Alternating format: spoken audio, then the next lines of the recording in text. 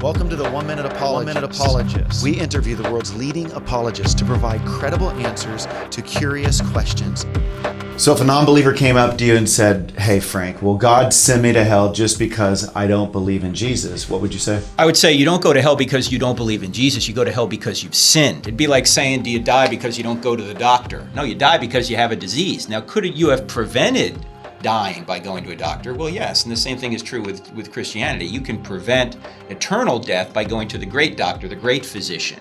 So no, it's not just you because you don't believe in Jesus, it's because you've sinned. It turns out that Jesus is the only way to salvation because he's the only one that has paid the price for our sin, because we can't pay it ourselves. We're sinners. He's the perfect substitute that has paid for our sins for us, so we need to trust him on that.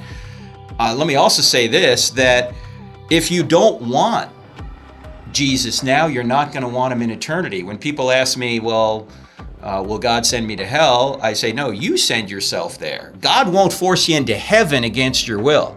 I mean, the assumption is, Bobby, that everybody wants to go to heaven. That's not true. Who's in heaven? Jesus is in heaven. And many people don't want Jesus now. Why is he going to force them into his presence for all eternity?